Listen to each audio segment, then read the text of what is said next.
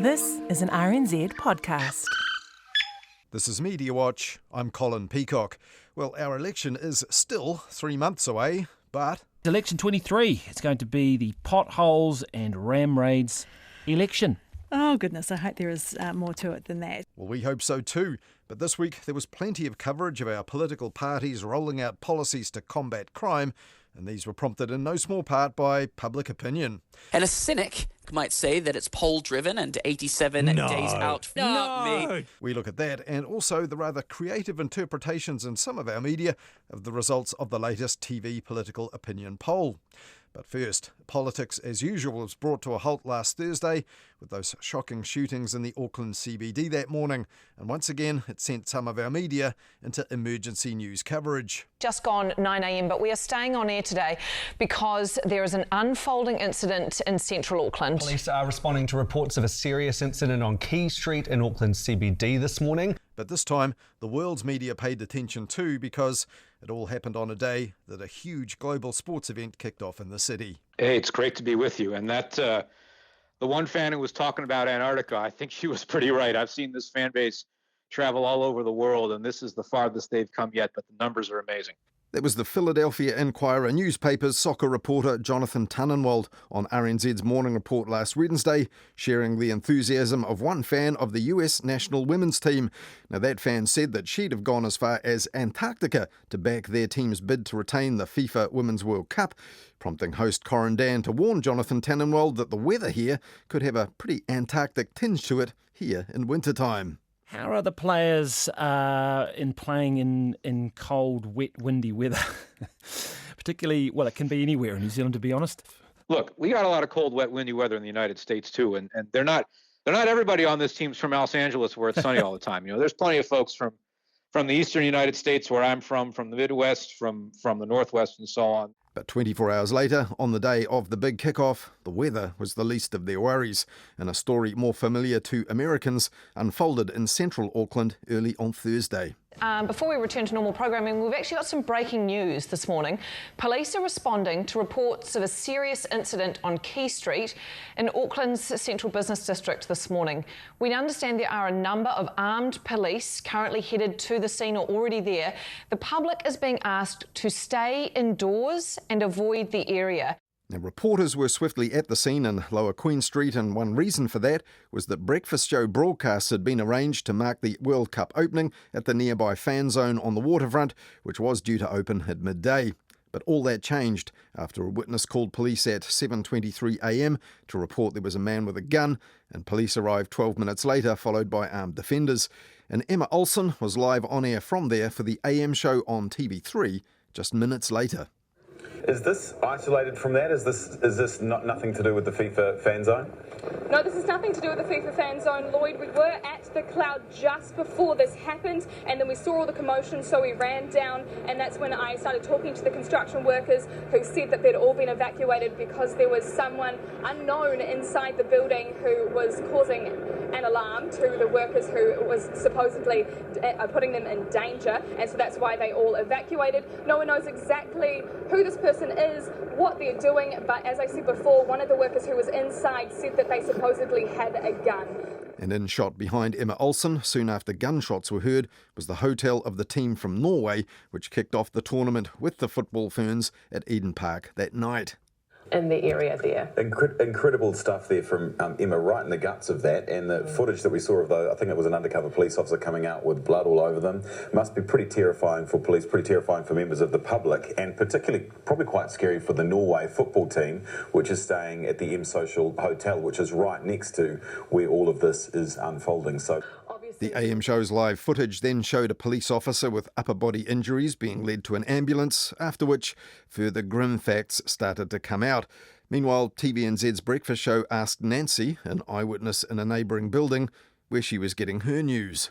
No, we have messages coming from the email, from our phones, and as well as we are in front of the computer, so we look at the NZ Herald and stuff.co.nz. Now, both the online major news sites were already running rapidly updated blogs at that point with eyewitness accounts and images and official information as well, and both were excellent sources in a confusing but clearly dangerous and deadly situation, and essential information about transport changes and cordons and closures also had to be communicated, and Mike Hosking did his bit with that on his News Talk ZB breakfast show. All buses running through this area will need to be deterred until further notice. All ferries have been cancelled, so the place is a mess. And if you can avoid it, I would avoid it and just, not come into town at all. More AOS officers are now on the move in Quay Street. But while he was at it, Mike Hosking also criticised local city councillors for issuing messages he thought were unnecessary and the police for not issuing enough. There's a couple of councillors coming out saying, can you stay safe and stuff? Is that all they got to do, really? Is that what you do as a councillor? But there is the police need to, what I'm trying to say here is, without crossing a line, is the police need to say something, and fairly soon, because there's a lot to be said, and the longer they leave this, the more vacuum there is. Now, having raised alarm about that, Mike Hosking then launched into an interview about Nigel Farage's bank account problems in the UK before returning to the drama on his doorstep and putting this into the information vacuum he'd just warned about. Wayne Brown, the mayor, he says the shooter's actually dead.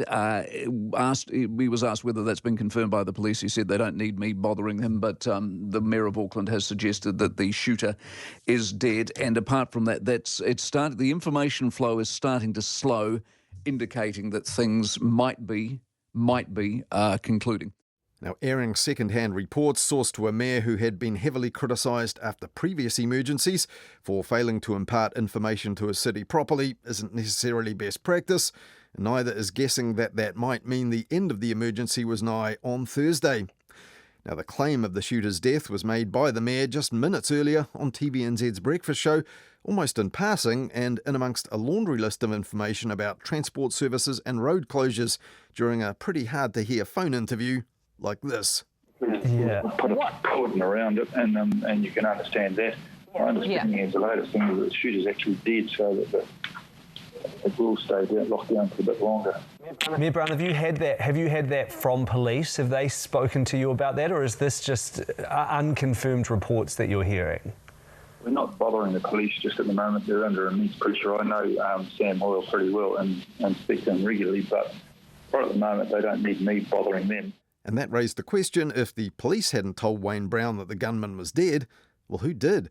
Sorry, Mayor Brown, just because we've got you on the phone and we just want to double check we heard you correctly, is it your understanding that the shooter or the person at the centre of this incident is dead? Well, that's what I think. That's what I have heard, and no one's absolutely sure about that. Well, that was some way short of reliable information, and there was no actual explanation of who else thought so but wasn't sure. And that was made clear to breakfast viewers, again, like this. I want to be really clear that it is an unconfirmed report that a man has died. We will, of course, ask police for clarification over that incident. Turned out that Wayne Brown wasn't actually wrong about the shooter's death.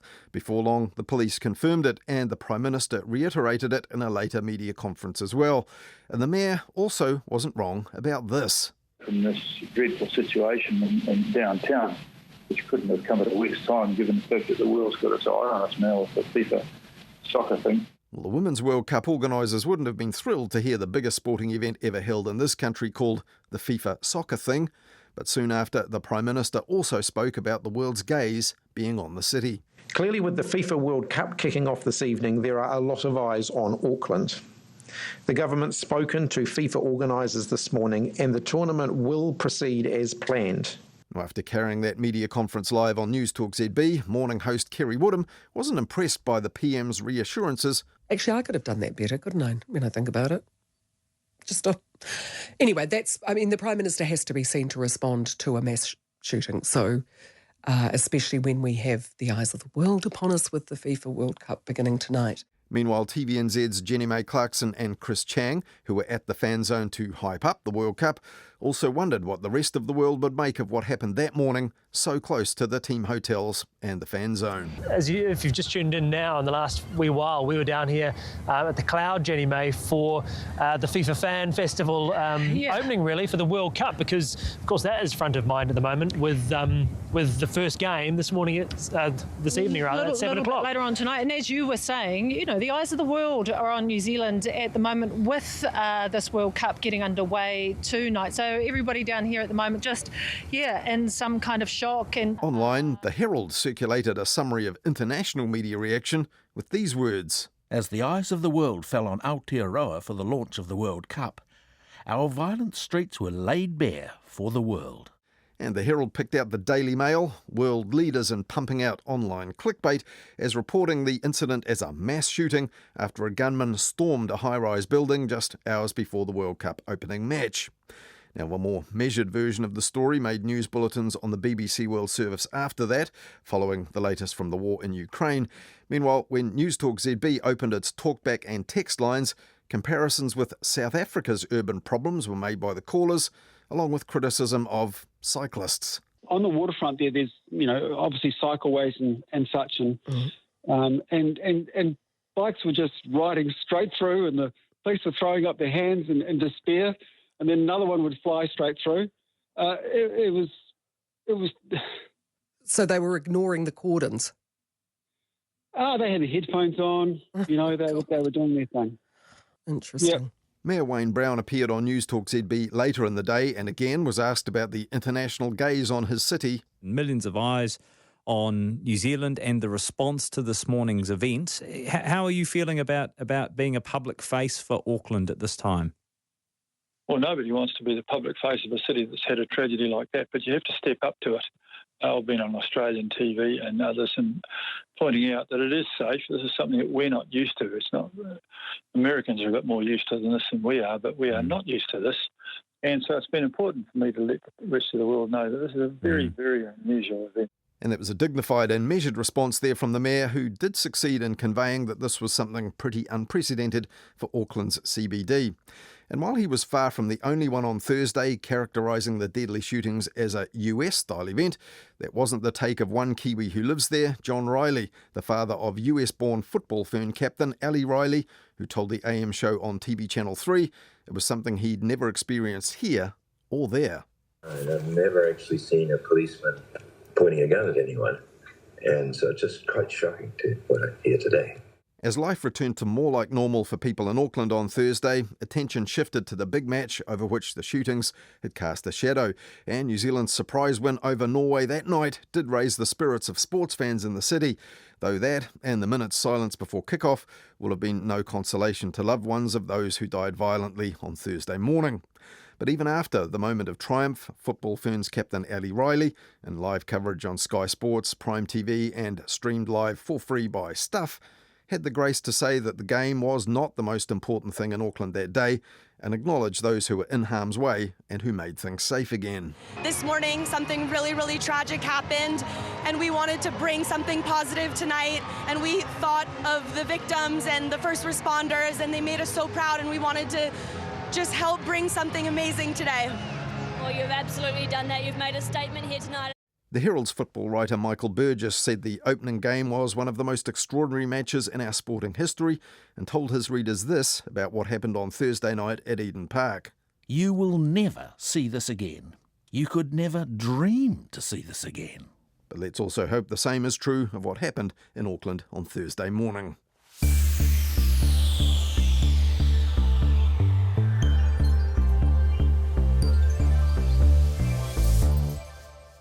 Not long after the shootings on Thursday morning, it was reported that the 24-year-old gunman was on home detention for family violence offences, but he had special permission to visit the construction site where he was employed. The Prime Minister has said a full review will be launched into what triggered the terrible sequence of events and whether there were any red flags that should have been picked up. The media and commentators have already been raising questions about the increased use of home detention and the discounting of prison sentences for those guilty of serious offences, and even the effectiveness of the gun buyback scheme and access to firearms. But for now, other politicians have refrained from adding their views in the media, though that's likely to change with an election on the way, a point made on Morning Report's political editors panel on Friday morning, like this. But it is impossible to ignore that wider backdrop. With the government under pressure over crime, this shooting is not going to end this debate. If anything, it's likely to inflame it. And Jess, yesterday, Christopher Luxon and Mark Mitchell held a press conference. The Prime Minister held a press conference. Ginny Anderson has been speaking. I mean, it was a difficult day yesterday. Absolutely, and I think it's really challenging for politicians to know when to dive in and when to pull back. It's a little different for the Prime Minister in those situations because we need to hear from him early about the ideological or political elements to that, if there are any. Of course, there weren't in this case. But I do think that whole idea of feeling safe and feeling like crime is under control is going to be an element in the lead up to the election. Law and order and crime and punishment are election issues that rival politicians have flagged already in a big way this past week. Last night saw another crime spree across Christchurch as the government struggles to get a handle on the ram raid epidemic.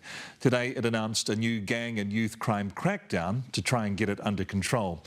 Using youths to commit crimes will become an aggravating factor at sentencing, and so will posting footage of crimes like ram raids online. That was Mike McRoberts kicking off News Hub at 6 last Monday, shortly after the Prime Minister announced those new moves to tackle youth crime, which has become so heavily featured in the news media lately.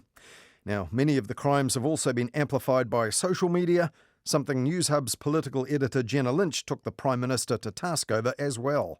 We'll reach out to the social media companies as well to look at whether there's more that they can do. Did you just make that up on the fly? Are you really going to contact the social media companies to tell them to take down? No, we've had several conversations about that. And it remains to be seen if the big offshore online platforms, already wary of government plans to extend regulation of them, will be on side with this mission to make safer communities together, suddenly, in cyberspace. But in the meantime, reporters were clear that communities were not feeling safe from crime, and that was driving the sudden spate of government crime policies. Right, Jenna, the community has been fed up for some time, but is the government a little late to the party this time? Yeah, finally picking up on the depth of anger in the electorate. This is reactive and it is rushed. They hurried this out in such a fluster that embarrassingly they mucked up their own policy. Chris Hipkins initially announced that commissioning kids to commit a crime would be a new offence with a 10-year sentence. That was wrong. They had to issue a correction and dial that back to just an aggravated factor in sentencing. And Jenna Lynch pointed out also that those measures and further ones drip-fed into the news on Tuesday and Wednesday, however urgent, have no real chance of becoming law before the election in October. And the National Party's Justice spokesperson Paul Goldsmith told reporters that these measures were clearly rushed. It looks a shambles, they're scrambling, they're pulling stuff together and making mistakes. But the opposition have been dropping their own piece-by-piece pre-election proposals on crime into the news cycle too lately.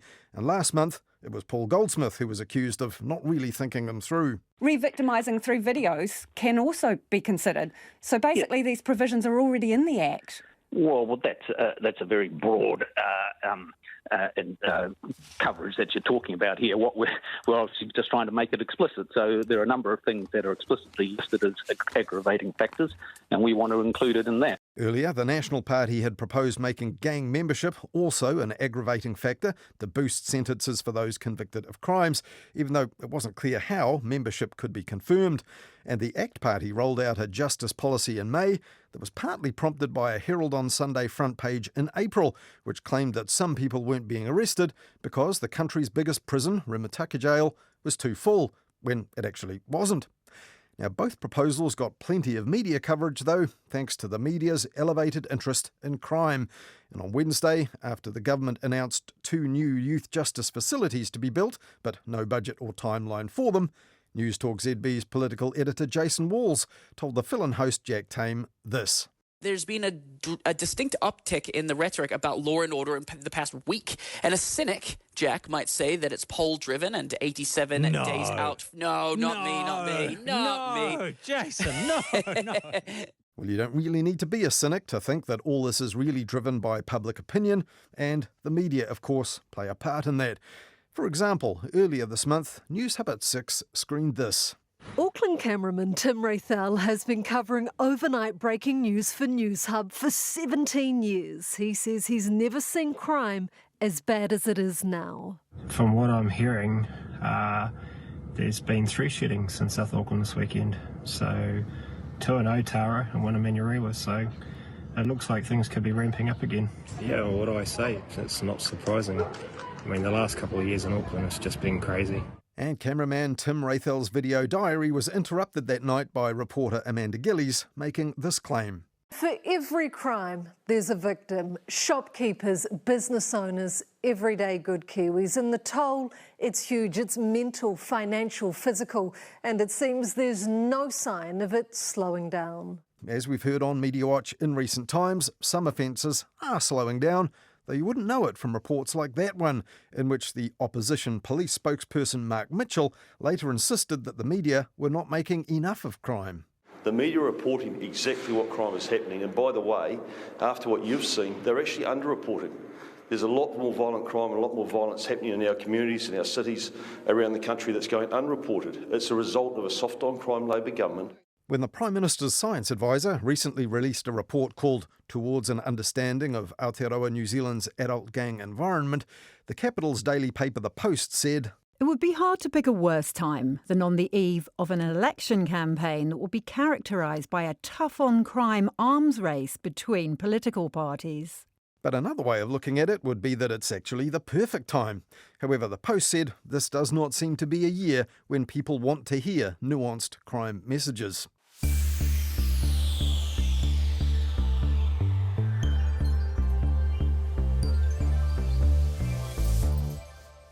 Well, as we heard earlier, it's been a week full of reports about crime and justice in our media and of political parties and their policies to get tough on it.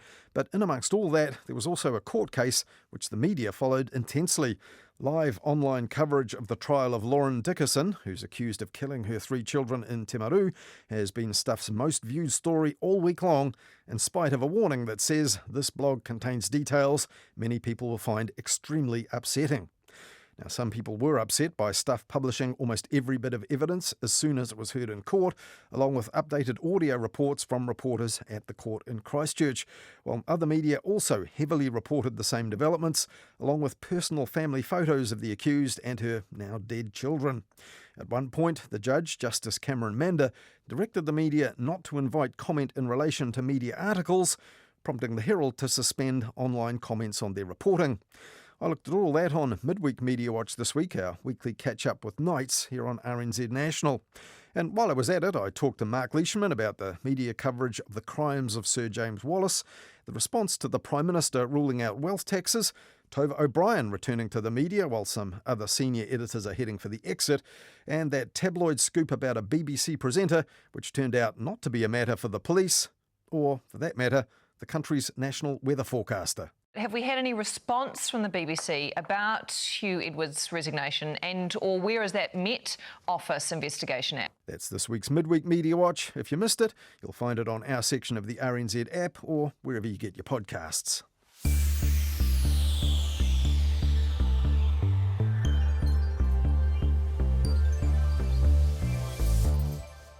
As we heard earlier, News Talk ZB's political editor Jason Walls reckoned that Labour's sudden tough-on-crime policies this week were powered by public opinion. And a cynic, Jack, might say that it's poll-driven and 87 days out. Not me. And that same morning, his colleague at ZB, Mike Hosking, addressed, or more accurately, harangued the Prime Minister personally with a similar claim. Did you work that out when the National Party announced that those filming these sort of events will get extra sentencing because it's an aggravating event, and so you copied it? Or did you work it out when you saw yet another poll with your party tanking because among the many other things you've cocked up? Now, Mike Hosking was asking Chris Hipkins that the morning after the latest TV opinion poll, which political reporters had all been waiting for. But did Labour actually tank in that poll, as Mike Hosking said there? Though, as Hayden Donnell now reports, he wasn't alone in saying so. Kia ora, good evening. National and ACT could form the next government, just according to our latest One News Varian poll. It is just under 3 months until the election, and Labor seems to have been dented by a series of ministerial distractions. That's One News presenter Simon Dello summing up the results of the newly named One News Varian poll. Despite that valiant effort to paint the poll as a harsh verdict on the government's screw-ups, it was mostly notable for how unnotable it was.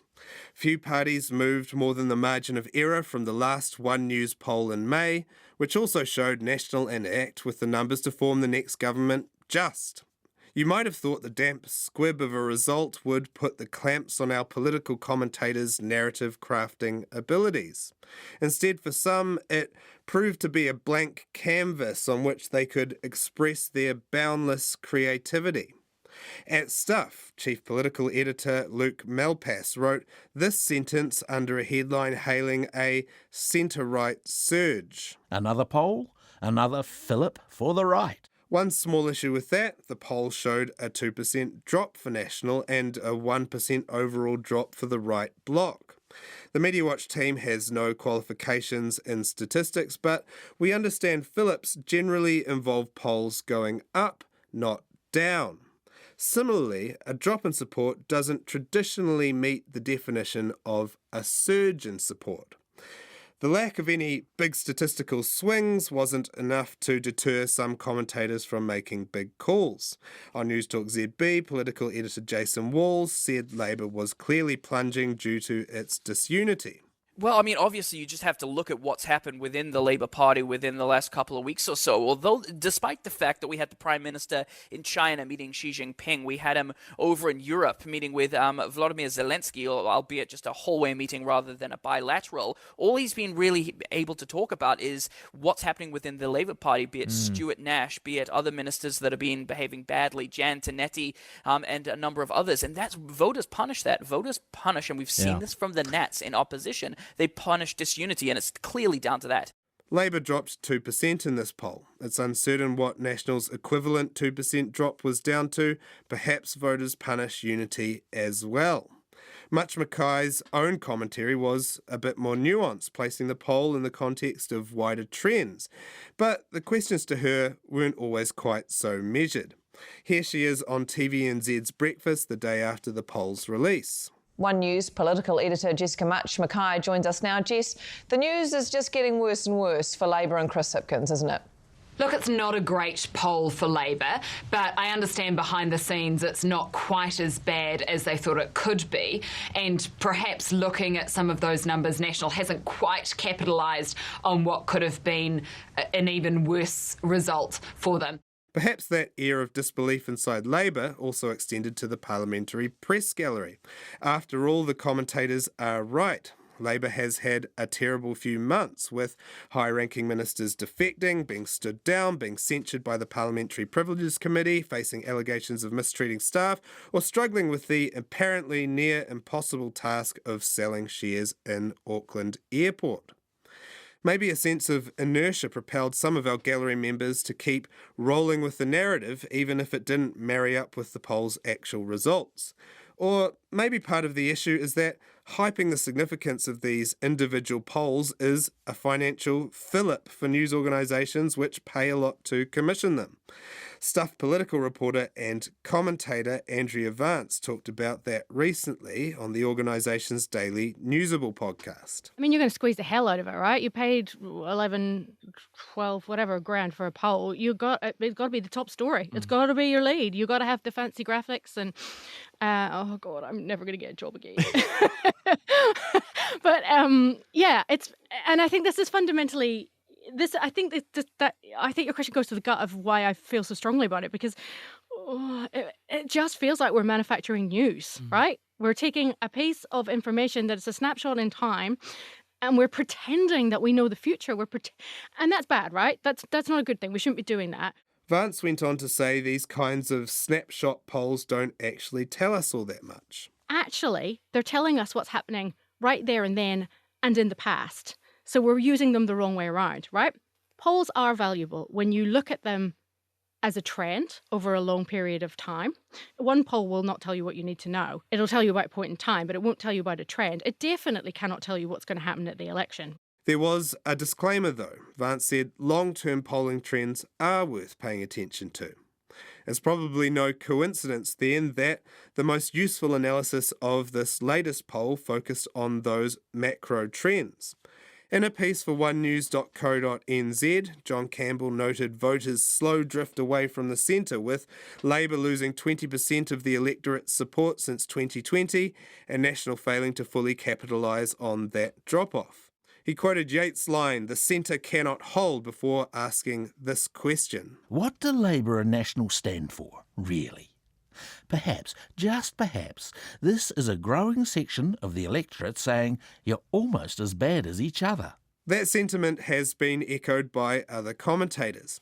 In his latest column for Metro magazine, pundit and former National Party commsman Matthew Hooton decried the major party's lack of ambition. At least ACT, the Greens and Te Pāti Māori aren't insulting you with bullshit.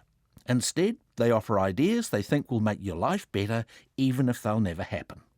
So, here's a better idea than falling for the big scare from National or Labour. How about using your ballot paper to tell them to off and reward one of the three ideas parties with your vote instead? And on his podcast, The Kaka, financial journalist Bernard Hickey and commentator Daniel McLaughlin criticised our major parties for their grey managerialism. You kind of have to go back to the mid-1990s. So many people just hated the two major parties because they didn't trust anything they said. And you saw the rise of New Zealand First and the Alliance and the ACT Party. And so we kind of seem to be going through a similar phase now. It's really the two major parties are just these managerial centrist parties. Neither of them really have anything to offer in terms of a vision. So people are going to the other parties. Maybe it's a little shaky to say anyone's surging or flopping on the basis of a couple of percentage points shifting in a single poll. But if you zoom out a bit, at least one narrative does have a strong foundation, and that's voters saying, to misquote Shakespeare this time, "A plague on both your untaxed houses." Hayden Donnell there, looking back at some of the creative interpretations in the media of the results of the latest TV political opinion poll. Well, that's all we have for you on the media this weekend, but we'll be back with more on the media after the 10 p.m. news next Wednesday with midweek Mediawatch during nights. And then back again with more Mediawatch at the same time next weekend here on RNZ National.